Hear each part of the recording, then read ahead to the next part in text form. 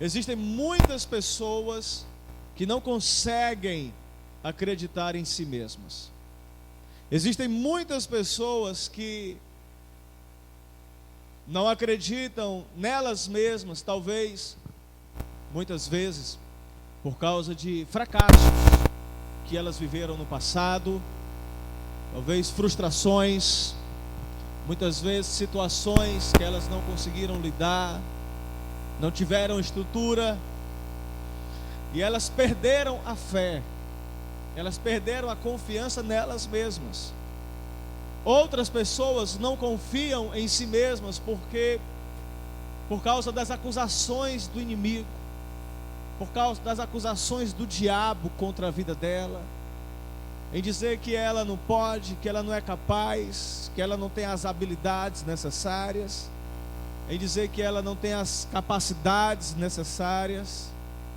Eu me lembro de uma história onde um jovem garoto, ele brincando no rio, ele encontrou uma pedra muito bonita, uma pedra muito bonita, e ele olhou essa pedra e ficava admirando essa pedra, e ele terminou a brincadeira dele, foi para casa, e ele escondeu a pedra em um lugar onde ninguém pudesse achar. Havia uma poça de lama em frente à casa dele, e ele colocou essa pedra, enterrou essa pedra nessa lama, e ele entrou, foi para sua casa, dormiu. No outro dia de manhã, a minha pedra. E ele volta lá naquela lama, mexe na lama e acha a pedra novamente. A pedra está suja, não está tão bonita como aparentemente ela era antes. E ele sai dali, corre lá para aquela cachoeira do rio onde ele estava brincando, e ele lava a pedra, esfrega ela assim bastante, e ela está ali, linda novamente, está linda, brilhando, reluzente, e ele fica admirado, encantado com aquela pedra. E ele volta para casa, esconde a pedra novamente, coloca lá no mesmo canto que ele havia colocado antes, naquela poça de lama. E a pedra estava ali enterrada. E ele foi, dormiu. No outro dia de manhã foi procurar a pedra dele e achou novamente. E estava lá ela toda suja de novo. E mais uma vez ele foi naquela cachoeira e lavou aquela pedra. Muitas vezes, querida, essa pedra sou eu e você. Há uma beleza dentro de nós que o nosso Deus colocou em nossas vidas, amém? Mas muitas vezes a gente está ali, escondido naquela lama, e aquela sujeira impede com que, às vezes até nós mesmos, o mundo, as demais pessoas, possam ver quem e o que nós realmente somos. E o grande segredo para a minha vida e para a sua vida aqui, sabe o que é? Foi o que aquele garoto fez. Houve um dia que ele desistiu de ficar lavando sucessivamente aquela pedra na cachoeira. E ele, rapaz, sabe de uma coisa? Eu já sei onde eu vou esconder minha pedra agora. E ele pegou aquela pedra e não colocou mais ela na lama. Ele escondeu aquela pedra debaixo da cachoeira, de uma forma que ela sempre agora estava ali, limpa, límpida, reluzente, brilhando, realçando a sua verdadeira beleza. E é essa a dica, é esse o conselho para a minha vida e para a sua vida. Não saia debaixo da cachoeira, amém? A cachoeira é o sangue de Jesus, que nos limpou e nos purificou de todos os nossos pecados, amém, querido? Aleluia. Hoje você está limpo, purificado, lindão, bonitão, por causa do sangue de Jesus na sua vida. Glória a Deus, aleluia. Olha para o teu irmão, a pessoa do lado, e fala assim: olha, você está muito bonito hoje. É o sangue de Jesus na sua vida. É o sangue de Jesus na sua vida, querido. Aleluia. Mas muitas pessoas não conseguem acreditar nelas mesmas. Muitas pessoas só enxergam a si mesmas como aquela pedra depois de ter saído da poça de lama, suja, feia. Então, muitas pessoas não conseguem ver o que elas realmente são. E sabe o que é que aconteceu? Elas estão impedidas por elas mesmas de alcançar todo o potencial delas. Elas estão impedidas de chegar aonde elas podem chegar em Deus, porque elas desistiram de correr, desistiram de lutar, desistiram de acreditar nos seus sonhos, desistiram de acreditar nos alvos que elas haviam colocados para elas no passado. Desistiram, elas abriram mão disso, porque elas não conseguem mais acreditar nelas mesmas. E querido, é engraçado que até mesmo quando outras pessoas elogiam ela, ela não recebe. Até mesmo tem pessoas que estão com a autoestima tão baixa, elas já se colocaram tão para baixo, que até mesmo quando alguém vai lá e elogia ela, ela não acredita, ela não recebe. Sabe por quê? Porque elas não têm revelação. De quê? Elas não têm revelação do que Deus pensa a respeito de cada uma delas. Você precisa ter revelação do que Deus pensa a seu respeito. Você precisa ter revelação do que Deus pensa ao seu respeito. Porque quando nós temos revelação das promessas de Deus para nossas vidas, tudo muda. Tudo muda. Tudo muda. Nós precisamos tirar nossos olhos das nossas limitações e temos que olhar agora para o poder de Deus. Você tem que tirar os olhos das suas limitações, começa a olhar para o poder de Deus. Paulo, ele diz: eu sou o que sou, é pela graça de Deus. Eu sou o que sou pela graça de Deus. Ele fala em outro momento que quando eu estou fraco, é aí que eu estou forte, porque o poder de Deus se aperfeiçoa na minha fraqueza. O poder de Deus se aperfeiçoa na fraqueza. Aleluia. Olha, até mesmo as pessoas às vezes elas não conseguem alcançar o que elas são e onde elas podem chegar, porque elas não conseguem tirar os olhos das limitações delas. Só olha para as limitações. Só olha para as limitações. Talvez você fique assim se questionando, colocando sofismas dos infernos contra a sua vida, justificativas para você não fazer mais para Deus. Olha aqui para mim. Você sabia que você pode fazer mais em Deus? Sabia que você pode fazer mais do que você já está fazendo em Deus? Mas você fica se justificando assim, ó. Mas eu não tenho chamado assim para ser pastor igual o pastor Jean. Eu não sou tempo integral. Isso é mentira, você é tempo integral sim. Você é tempo integral sim. Você não é financiado, você talvez seja autofinanciado, você mesmo financia a você mesmo. Você vai lá, trabalha, mas você é um missionário tempo integral. Aonde você está? Porque todo cristão tem um chamado. Todo cristão tem um chamado. Todos são chamados para a obra em tempo integral. Você não foi chamado para a obra só para o domingo à noite. Você foi chamado para a obra na segunda de manhã, na segunda tarde, na segunda noite, na terça, na quarta, e assim sucessivamente, amém? Amém?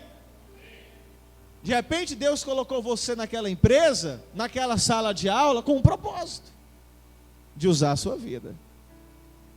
Deus colocou você ali naquele empreendimento, Deus leva você a vários clientes, não é só para vender o teu produto, mas quem sabe não, com certeza, para você ali no momento oportuno, no momento chave, na hora certa, você anunciar o Evangelho de Jesus Cristo, você falar do amor de Deus, você falar do quanto Deus ama aquela pessoa, do que Deus pode fazer na vida dela.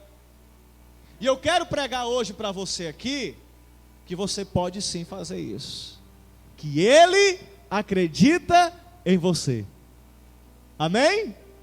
Ele acredita em você, Ele escolheu você. E é aqui que eu quero ler o texto da nossa reflexão de hoje à noite, que está em João capítulo 15, verso 16. Vamos ler juntos. Evangelho de João, capítulo 15, verso 16, diz assim: não fostes vós que me escolhestes a mim, pelo contrário, eu vos escolhi a vós outros, e vos designei para que vades e deis fruto, e o vosso fruto permaneça, a fim de que tudo quanto pedirdes ao Pai em meu nome, eu vos conceda. Eu quero repetir só essa primeira frase. Eu vou parafrasear aqui no meu português. Não foram vocês que me escolheram, pelo contrário, foi eu quem escolhi vocês. Fecha teus olhos e faz de conta que é Jesus falando isso para você. Não foi você quem me escolheu, pelo contrário, eu escolhi você. Eu escolhi você. Eu escolhi você. Jesus escolheu você. Jesus acredita em você. Amém? Aleluia! Glória a Deus! Ele acredita em você. Queridos, está acontecendo no mundo uma restauração de muitos princípios da igreja, que a igreja em um determinado momento da história deixou de lado. E um dos princípios chaves que está sendo restaurado pela igreja moderna é o princípio do discipulado. O princípio do discipulado. Essa realidade, querido, essa realidade espiritual, por muitos anos, os cristãos não estavam entendendo, não estavam conseguindo ver e enxergar nas Escrituras. Isso não é uma coisa nova. Isso não é um ensinamento novo. Está lá no Antigo Testamento, está lá Jesus com seus discípulos, está lá nas cartas, no livro de Atos, nas cartas de Paulo. Então não é algo novo, mas era algo que não tinha caído a ficha ainda por muitos anos na mentalidade da igreja. Mas Deus está restaurando isso, amém? E isso está acontecendo uma verdadeira revolução no mundo todo.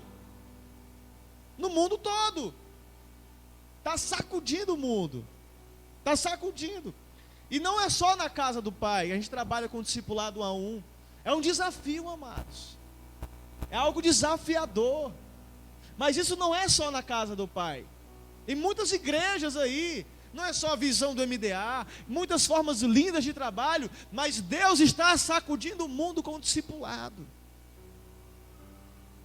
E querido, o discipulado tem tudo a ver com isso que a gente está falando aqui. Porque Jesus, ele estava falando para os seus discípulos: olha, meus discípulos, não foram vocês que me escolheram, foi eu quem escolheu vocês, foi eu quem escolhi vocês, eu escolhi vocês. Bate a mão no peito assim: olha, foi Jesus quem me escolheu. Sabia disso? Você sabia disso? Já parou para pensar? Você já parou nesse texto, quando estava lendo ele, parou, puxa vida, eu estava pensando que era eu que tinha aceitado Jesus, mas foi Jesus quem me aceitou. Não foi você quem aceitou ele, não foi você quem escolheu ele, foi ele quem te aceitou, foi ele quem te escolheu. Aleluia! Obrigado, Jesus, te amo. Foi ele quem te escolheu, foi ele. E queridos, se a gente quiser entender o discipulado, é interessante a gente olhar para as raízes dele. As raízes do discipulado. Jesus, ele não era cristão, você sabia disso, amém? Jesus não era evangélico. Jesus era judeu. Jesus, ele foi o judeu mais famoso que houve na história. E olha que o povo judeu é um povo abençoado, literalmente, viu? Porque você vê um paizinho desse tamanho, uma nação desse tamanhozinho, você vê quantos judeus não ganharam prêmio Nobel. A gente vê judeus notáveis, Schober, a gente vê Einstein, a gente vê pessoas de destaque na ciência, nas artes, judeus. Pessoas assim, muito abençoadas, que Deus deu muita graça a elas. Deus deu muita inteligência a essas pessoas, um povo próspero. Mas o mais conhecido de todos os judeus, de todas as eras, de todos os tempos, e que causou maior impacto no mundo todo, foi um judeu chamado Yeshua. Jesus. E Jesus era um judeu. E Jesus, ele não inventou nada novo. Ele pegou pontos e princípios do judaísmo e ele deu uma nova roupagem. Ele deu uma nova aplicação espiritual. E não foi diferente com o discipulado. Mas antes de falar isso, eu quero que você entenda as raízes do discipulado. Então, o discipulado que Jesus estava ensinando, as raízes dele está lá, no judaísmo. O historiador Flávio Joséfo, ele cita uma frase interessante, eu anotei aqui. Ele diz que uma das principais coisas que os judeus poderiam se orgulhar era a educação dada a seus filhos. Uma das principais coisas de que um judeu poderia se orgulhar era a educação dada a seus filhos. Como era a educação que um judeu recebia? Por exemplo, até os 6 anos de idade, uma criança judia, ela não aprendia nada em canto nenhum, aprendia na sua casa. Até os 6 anos de idade, era responsabilidade, obrigação dos pais. Até os 6 anos de idade, era obrigação dos pais de ensinar tudo àquela criança. Ela não ia para a sinagoga, ela ficava em casa, para ela ter noção de família, para ela aprender o que é família. E ali o pai, ele ia discipular seus filhos, ele ia ensinar ao deitar, ao levantar na mesa, ele ia ensinar os princípios de Deus ali, no contexto da família. Então, a primeira fase da educação de um judeu era até os 6 anos de idade em casa, com a própria família. Aí tinha uma segunda fase, que era onde em cada povoado havia uma sinagoga. E a sinagoga era como se fosse a igreja hoje. É muito parecido o culto na sinagoga como é na igreja. Era um prédio, uma sala, ficava ali o pessoal do povoado ali. Aí era lida a lei, as escrituras, era discorrido, era explicado, era ensinado. É muito parecido como é hoje na igreja. A reunião numa sinagoga, tinha muitas semelhanças. E havia uma sinagoga em cada povoado, e havia o rabino local. O rabino, o mestre, ele era o líder da sinagoga. E o rabino, ele era de longe a pessoa mais importante, mais ilustre naquele povoado. Era o rabino, o chefe da sinagoga. Ele era de longe a pessoa mais ilustre ali, mais respeitada. Pronto. Dos 6 aos 10 anos, a criança ia para uma nova fase de aprendizado. Ela ia aprender na sinagoga local com o rabino local. Esse tempo, ele é chamado de Bet Sefer, que significa casa do livro. Por que casa do livro? Pergunta, por que casa do livro, pastor? Eu vou explicar. Porque lá na sinagoga, naquele povoado, só havia uma única cópia da Torá. O que é a Torá? Quem sabe o que é a Torá? Algumas pessoas levantaram as mãos, eu vou explicar. A Torá são os 5 primeiros livros da Bíblia. O Pentateuco, Gênesis, aí você tem ali Êxodo, Levítico, Números e Deuteronômio. Os 5 primeiros livros da Bíblia. E ali, aquele livro, ele era uma relíquia. ele era muito, muito, muito valioso, porque era o único ali, porque não tinha prensa ainda, não tinham livros, não tinha facilidade de escrever e reproduzir livros como é hoje. A gente vê Bíblias aí de todo jeito, né? Uma facilidade. Eu mesmo tenho mais de 10 Bíblias em casa. Eu gosto muito de Bíblia. Então, mas lá na sinagoga só havia uma Torá. Esses 5 primeiros livros que os judeus, eles acreditavam, e eu também acredito, que foi dado pelo próprio Deus a Moisés. Deus ditou para Moisés ali a Torá, e Moisés foi ele só anotando, escrevendo tudo, inspirado por Deus. E as crianças nesse período, dos 6 aos 10 anos, Bet Sefé, casa do livro, eles iam aprendendo ali a Torá. E eles decoravam, gente, partes inteiras das Escrituras. Eles decoravam. Quem já leu aqui? Você já leu, de repente, Levítico, Números, tem ali um monte de genealogia. São livros muito profundos, até complicados até de ler, de entender algumas coisas. Às vezes a gente está lendo um negócio que é isso aqui. Pois é, aquelas crianças, elas eram instruídas até a memorizar, elas memorizavam, rapaz, elas estudavam tanto a Torá, ao ponto que a maioria delas sabia era de cor, toda a Torá. Ela ficava ali, um estudo profundo, dos 6 aos 10 anos, dos 6 aos 10 anos, e esse único livro, ficava ali numa urna, guardada lá, era única. Queridos, paralelamente, nesse período que as crianças estavam aprendendo na sinagoga, paralelamente, ao mesmo tempo, os pais também estavam ensinando seus filhos a sua profissão. Por exemplo, se o pai ele era carpinteiro, ele ensinava a sua profissão ao seu filho. Se o pai era pescador, ele ensinava a sua profissão ao seu filho, paralelamente. Por quê? Porque havia um segundo estágio, repita comigo, havia um outro estágio. E esse estágio era chamado Bet Talmud, que era dos 10 aos 14 anos. E não era todo mundo que passava para esse outro estágio. Não era todo mundo que passava para lá. Por quê? Era só os melhores. Os melhores. O rabino que passou esse tempo ali dos 6 aos 10, esses 4 anos estudando com eles, ensinando a eles, ele ficava observando os melhores. Não adiantava só ser bom, tinha que ser os melhores mesmo. E ele pegava ali os melhores para ensiná-los algo mais profundo ainda. Bet Talmud significa casa de aprender. Aqui, queridos, eles não iam mais estudar somente a Torá. Agora, eles iam estudar todos os demais livros do Antigo Testamento, que era a Bíblia de Jesus da época. A Bíblia de Jesus da época, ela era de Gênesis a Malaquias. Pronto, Jesus. E eles estavam ali estudando isso.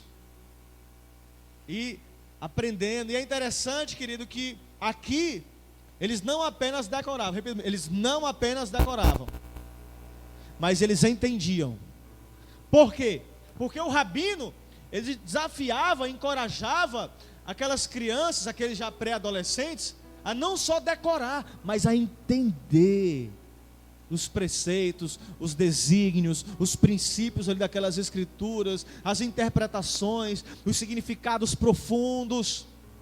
Eles aprendiam as leis, né, e a tradição oral, aquilo que estava além, tudo era nesse período aqui, dos 10 aos 14. E queridos, é interessante que um detalhe, sempre quando um talmidim, um discípulo, repita comigo, talmidim. Talmidim, ela é a tradução literal para discípulo. Discípulo. No Antigo Testamento, quando você vai ler a palavra discípulo, ela tem 2 traduções no Antigo Testamento. Repita comigo, 2 traduções. A primeira delas é talmidim. Talmid. A segunda é ben. Repita comigo, Ben. Ben significa filho, descendente. Olha que interessante. Então, discípulo, o judeu entendia bem a questão de discípulo, né? Ou era tratado como filho mesmo, ou talmidim. Eram usadas essas 2 palavras. Então, os rabinos, eles nem sempre davam as respostas diretas na ponta da língua para os seus talmidins, para os seus discípulos. Mas eles estimulavam os discípulos ao quê? A pensar. Então, era comum quando o discípulo fazia uma pergunta, o rabino respondia com outra pergunta. Para quê? Para estimular a pessoa a refletir, a aprofundar. E a gente vê isso, querido, sabe aonde? Você está se familiarizando com alguém aqui? Quem é que ensinava muito assim nos evangelhos? Jesus. Era comum as pessoas chegar para ele com uma pergunta, mas ele não respondia. Ele devolvia outra pergunta. Ele devolvia outra pergunta. Por quê? Porque Jesus, ele era um rabino. É bem provável, a Bíblia não mostra claramente, mas é bem provável Jesus ter passado por todo esse processo. É provável Jesus ter passado porque ele era o quê? Jesus era o quê? Era um judeu. Ele era judeu. Você está comigo aqui? Amém? Então, a maneira como ele devolvia a pergunta indica isso. A gente vê aqui um outro aspecto. A gente pode ver na Bíblia que Jesus, ele participou desse estágio aqui. Eu até citei isso na mensagem domingo passado. Quando Jesus era criança, tinha 12 anos de idade, ele viajou com sua família para Jerusalém. Ele saiu ali da sua região, ele saiu da Galiléia e estava em Jerusalém. Ele estava no centro ali do judaísmo da época, ainda até atual, é claro. O principal lugar, ele estava lá no templo. Ele estava ali diante dos doutores. Gente, ele estava ali no meio dos rabinos mais tops que havia na época. Estavam lá em Jerusalém. E Jesus, ele aproveitou. Ele, rapaz, eu estou aqui, olha que bênção, eu vou aprender. Sentou lá e começou a fazer pergunta. E você vê aqui esse diálogo. Um pergunta, o outro responde com uma pergunta. Pergunta e pergunta, pergunta e pergunta. E de forma que as pessoas aqui ficaram impressionadas com Jesus. Ele era brilhante. Ele era um judeu brilhante. Ele era já criança, aos 12 anos. Ele estava no meio do estágio. Ele estava no meio aqui desse período de Bet Talmud. Ele já era brilhante. Porque aos 12 anos, as pessoas já ficavam impressionadas com as perguntas dele, com as respostas dele. Olha que tremendo isso. Então, é bem provável, isso mostra claramente que ele passou por isso. Ele passou por esse processo. E depois desse estágio do Bet Talmud, havia um terceiro estágio de aprendizado junto aos rabinos. O primeiro era o Bet Sefer, o segundo o Bet Talmud, o terceiro é o Bet Midrash. E aqui, queridos, depois dos 14 anos, não era mais os melhores, agora eram os melhores dos melhores. Os melhores dos melhores. E aqui, quando uma criança judia terminava essa parte, nesse intervalo de um estágio para o outro, quando ele era muito bom, mas ele não era suficiente ainda. Era muito comum, olha, obrigado, você cumpriu bem seu papel, estudou bastante, agora pode seguir à vontade, né, a sua vocação, um judeu, vai ser um judeu ali, mas sacerdócio, né, rabino, não dá para você não, mas amém, que bom que você está aqui, você é muito bom. Mas os melhores dos melhores, ele ia para esse terceiro estágio aqui, o Bet Midrash. E aqui, esse jovem com 14 anos, o que é que ele ia fazer? Ele ia procurar um rabino de sua escolha,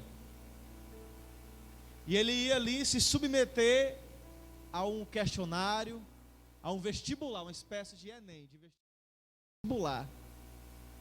O rabino ia investigar a vida dele, ia fazer perguntas a ele, e se ele fosse aprovado, o rabino ia dizer aquela famosa frase, a frase que todo talmidim queria ouvir, a frase que ele ficava esses anos todos sonhando com ela, ansiando por ela. Ele ficava esperando o seu rabino olhar para ele e dizer: venha e siga-me, venha e siga-me, venha e siga-me. Depois de uma seleção rigorosa, ele ficava ansiando ouvir: venha e siga-me. Olha só isso, gente. E um sábio de Israel dizia assim, ó: cubra-se com a poeira dos pés do seu rabino. Cubra-se com a poeira dos pés do seu rabino. O que significa isso? Cola nele. Cola no teu rabino, aprender tudo. Aprenda tudo, cola nele. Tudo que for fazer, vai lá. O rabino ia para uma festa, ele ia também. Ia para um casamento, ele ia também. Ia para o aniversário, ele ia também. Ele queria estar perto, aprender tudo. Discipulado era isso, era no relacionamento, ia aprendendo, convivendo com ele. Era comum o discípulo muitas vezes até se mudar para a casa do seu mestre, para a casa do seu rabino. Era muito comum. Eu já estou vendo aqui as pessoas dando indireta aqui um para o outro aqui: olha, vou me mudar para a tua casa, viu? Calma aí, pessoal. Era comum, era muito comum. E queridos, e quando chegava mais ou menos aos 30 anos de idade, chegava a hora daquele talmidim deixar de ser um talmidim e agora ser um rabino. E agora ele ia escolher os seus discípulos. Ele ia esperar seus discípulos. Ele ia esperar ser escolhido por seus discípulos. Ele ia esperar as crianças passar por todo esse processo. E ele poder ali conduzi-las, né, a formação delas, a formação educacional. Assim era basicamente a formação educacional do judeu. E eles se orgulhavam disso. Só que Jesus, querida, que é o segundo ponto da mensagem, Jesus, ele revolucionou os princípios de discipulado. Ele revolucionou o processo de discipulado. Jesus é lindo demais, amém? Jesus é muito joia. Ele revolucionou. Ele mudou, ele quebrou paradigmas, quebrou conceitos. A gente vê que era muito difícil, eram alguns poucos. Mas a gente vê aqui nesse texto, querido, que aos 30 anos de idade, Jesus, ele iniciou a sua carreira como rabino, como mestre. Rabi, era comum você ver as pessoas chamarem de Rabi, Rabi. E ele começou a escolher seus discípulos de uma forma diferente. Eu quero ler um texto com vocês, Mateus capítulo 4, verso 18. Abre aí a Bíblia comigo. Mateus 4, 18. Aleluia, glória a Deus. Mateus 4, 18 diz assim, ó: caminhando junto ao mar da Galileia, viu dois irmãos, Simão, chamado Pedro, e André, que lançavam as redes ao mar, porque eram pescadores. E disse-lhes: vinde após mim, e eu vos farei pescadores de homens. Então eles deixaram imediatamente as redes e o seguiram. Passando adiante, viu outros dois irmãos, Tiago, filho de Zebedeu, e João, seu irmão, que estavam no barco em companhia de seu pai, consertando as redes, e chamou-os. Então eles, no mesmo instante, deixando o barco e seu pai, o seguiram. Olha só, Jesus aqui revolucionando. Jesus aqui revolucionando o processo de escolha. Como foi que Jesus revolucionou isso? Em primeiro lugar, Jesus, ele escolheu seus próprios discípulos. Em primeiro lugar, Jesus, ele mesmo, escolheu seus próprios discípulos. A gente leu no início da mensagem, João 15:16, que diz: olha, não foram vocês que me escolheram, mas foi eu quem escolhi você. Foi eu quem escolheu cada um de vocês. Jesus, ele mesmo escolheu seus discípulos. E aqui, olha nesse texto, Jesus, ele estava ali, passeando, andando, caminhando pela beira do mar, e de repente viu ali Pedro e André. Ei, venham, me sigam, eu vou fazer de vocês pescadores de homens. E eles na hora correram. Jesus escolheu eles, e eles na hora correram: venham e sigam-me. Eles ouviram a frase que eles tanto sonhavam ouvir. Andou mais um pouco e viu ali Tiago e João, e eles estavam com o pai. E Jesus falou: venham, sigam-me.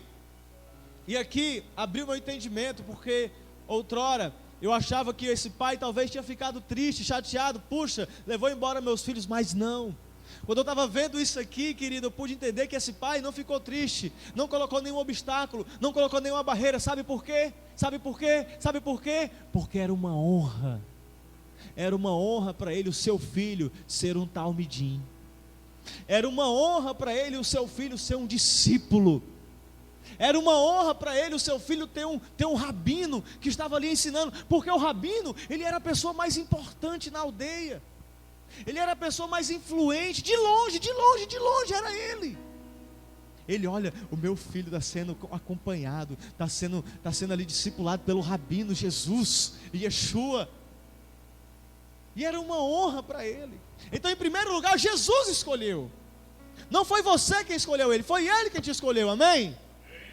Em segundo lugar, ele escolheu pessoas totalmente desqualificadas, segundo a opinião pública. Ele escolheu pessoas totalmente desqualificadas, segundo a opinião geral. Gente, o que é que Pedro e André estavam fazendo? Estavam fazendo o que, gente? Eles aqui estavam pescando. Isso significa, gente, que eles chegaram no máximo, no segundo estágio. No máximo. Porque no primeiro estágio ali, eles aprendem já a profissão dos pais.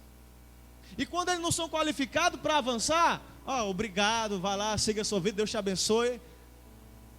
Seja um bom judeu e vá na paz. Então, no máximo, eles chegaram ali no segundo estágio. No máximo, ele já estava ali exercendo a profissão de seus pais, sendo pescador. E de repente, aqueles caras que ninguém queria eles, ninguém dava crédito para eles, ninguém dava moral para eles, aqueles caras que, segundo a opinião pública, a opinião geral, só servia para ser pescador. Jesus olha para eles e diz: ei, Deus não fez vocês para isso. Venham, me sigam, porque eu vou fazer de vocês pescadores de homens. Aleluia! Aleluia! Glória a Deus. Sabe o que eu aprendo aqui? Sabe o que eu aprendo aqui? Sabe o que é? É que Ele acredita em você. Ele acredita em você. Olha aqui para mim. Talvez a opinião geral, a opinião pública desqualifique você. Talvez a opinião geral, a opinião pública olhe para você e diz que você não pode, diz que você não tem condições, diz que você não tem capacidade, diz que você não tem know-how, diz que você não tem as qualificações necessárias. Mas o meu Jesus, o rabino dos rabinos, o mestre dos mestres, Ele acredita em você, Ele acredita em você, Ele acredita em você, e Ele escolheu você. Aleluia! Você pode dar uma salva de palmas para Ele, meu irmão? Você pode dar um glória a Deus por causa disso, querido? Você pode celebrar o Senhor, meu irmão? Aleluia! Aleluia! Fala aí pro teu irmão, balança ele. Ei, meu irmão, acorda aí, cara, porque Ele escolheu você. Meu Deus do céu.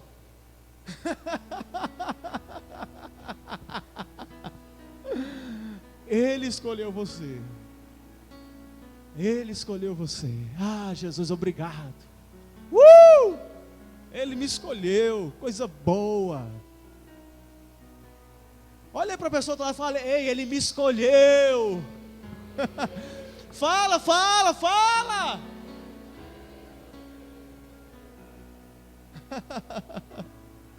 Queridos, aqueles homens para o mundo não eram bons o bastante, mas eles eram tudo que Jesus precisava. Eles eram tudo que Jesus precisava. Jesus, Ele revolucionou a escolha de discípulos, esse processo de discípulos. Em terceiro lugar, Ele acreditou em cada um dos seus discípulos. Ele acreditou. Gente, Ele acreditou em quê? Ele acreditou que eles podiam ser iguais a Ele. Por que um rabino era tão criterioso em escolher um discípulo? Porque aonde aquele discípulo ia, ele estava representando o rabino dele, era o mesmo que ser ele. As pessoas associavam diretamente. Então,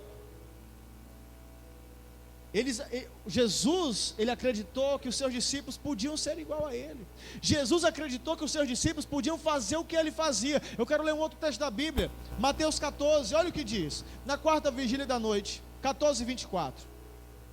Na quarta vigília da noite, foi Jesus ter com eles andando sobre o mar. E os discípulos, ao verem-no andando sobre as águas, ficaram aterrados e exclamaram: é um fantasma! E tomados de medo, gritaram. Mas Jesus imediatamente lhes disse: tende bom ânimo, eu sou eu, não temais. Respondendo-lhe Pedro disse: se és tu, Senhor, manda-me ir ter contigo sobre as águas. E ele disse: vem. E Pedro, descendo do barco, andou por sobre as águas e foi ter com Jesus. Reparando, porém, na força do vento, teve medo e, começando a submergir, gritou: salva-me, Senhor. E prontamente Jesus, estendendo a mão, tomou e lhe disse: homem de pequena fé, por que duvidaste? Queridos, Pedro acreditava em Jesus, sim ou não? Pedro, ele viu Jesus ali andando sobre as águas, ficou com medo: é um fantasma, é um fantasma, é um fantasma. Não sou eu, gente, calma turma, sou eu, não tenho medo. Aí Pedro: peraí, ele é meu rabino, eu posso fazer o que ele faz. Se é tu mesmo, Senhor, pois manda eu ir até aí. Aí Jesus falou: pois vem. Aí Pedro fez o quê? Pedro foi. Aí Pedro começou a andar sobre as águas. Eu estou andando sobre as águas. Maravilha, eita. E vendo aquele negócio todo, andando sobre as águas, de repente Pedro começou a afundar. Ai, Jesus, me ajuda, Jesus, socorro, Jesus, me salva, Jesus, eu estou afundando, Jesus. Aí Jesus pegou, segurou a mão de Pedro, levantou Pedro e falou assim para Pedro: Pedro, homem de pequena fé, por que duvidaste? Pedro duvidou de quê? Pedro duvidou de que Jesus estava andando sobre as águas? Sim ou não? Pedro duvidou de quê? Dele mesmo. Pedro acreditava que Jesus podia andar sobre as águas, mas Pedro não acreditava que ele estava andando sobre as águas. Tem muita gente que está afundando porque não acredita naquilo que Deus acredita que você pode fazer. Querido, se você entendesse, se você visse em você o que Deus vê em você, você mudava o seu conceito, a sua forma de viver de uma forma radical. De uma forma radical. Radical. Em João 14:14 a Bíblia diz assim: em verdade vos digo, que aquele que crê em mim, olha o que Jesus está falando, aquele que crê em mim, fará também as obras que eu faço, e outras maiores fará, porque eu vou junto para o Pai. Jesus está falando que, olha, meu discípulo, se você crê em mim, você vai fazer as obras que eu faço, e vai fazer obras maiores ainda. Maiores ainda. E esse ensinamento, queridos, ele foi transferido para a igreja, porque Paulo, o grande apóstolo Paulo, lá em Romanos capítulo 15, 14, ele disse assim, olha o que Paulo falou. Olha o que Paulo falou. Eu estou certo, meus irmãos, sim, eu mesmo, a vosso respeito, de que estáis possuídos de quê? De bondade, cheios de todo o conhecimento, aptos para vos admoestardes uns aos outros. Romanos 15, 14, olha só. Eu estou bem certo, eu tenho certeza que vocês estão aptos para vos admoestardes. O que significa essa palavra difícil que a gente não usa hoje? Aconselhar, encorajar. Eu tenho certeza. Paulo está falando para a igreja: eu tenho certeza que vocês estão aptos a aconselhar uns aos outros, a encorajar uns aos outros, a exortar uns aos outros. Eu tenho certeza. Eu tenho certeza. Jesus, as últimas palavras que ele disse para seus discípulos, lá em Mateus 28, 19, foram assim: ide, vão por todo mundo e façam talmidins. Ide por todo mundo e façam talmidins de todas as nações, batizando-os em nome do Pai, do Filho e do Espírito Santo. Esse foi o mandamento de Jesus. E eu quero encerrar essa mensagem dizendo que Jesus acredita em você. Jesus acredita em você. Jesus acredita em você. Jesus acredita em você. Existem muitas pessoas que não acreditam mais em si mesmas. Existem muitas pessoas que não têm mais fé, já perderam a fé nelas mesmas. Seja por causa do passado, seja por causa das suas limitações, seja por causa das acusações do diabo. Eu quero dizer que se você ainda não alcançou todo o seu potencial como marido, ontem eu estava fazendo essa oração: Pai, eu quero ser um pai melhor, eu quero ser um marido melhor, eu quero ser um filho melhor, eu quero ser um irmão melhor, eu quero ser um pastor melhor, um discipulador melhor, eu quero alcançar todo o meu potencial em Ti. E tem muita gente que não alcançou ainda todo o seu potencial. Eu não estou falando de ministério, estou falando de ser humano, como pessoa, como vida. Tem muita gente que não alcançou o seu potencial ainda, porque ainda não acredita nele mesmo. Não acredita. Talvez você não acredite mais em você mesmo. Talvez você perdeu a fé em você mesmo.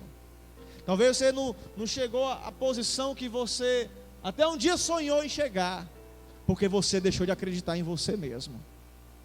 Mas eu quero te falar uma coisa: Deus acredita em você. Deus, Ele acredita em você. Deus, Ele escolheu você. Deus, Ele acredita tanto em você que Ele deu seu filho para morrer no seu lugar naquela cruz.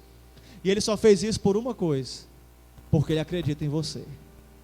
Ele acredita que vai valer a pena. Jesus acredita em você. Jesus escolheu você. Ele acredita em você. E quando você entender isso, a sua vida vai mudar. E quando você entender isso, a sua vida vai mudar. Amém? Se coloca de pé. Aleluia. Aleluia. Aleluia. Aleluia. Aleluia. Aleluia.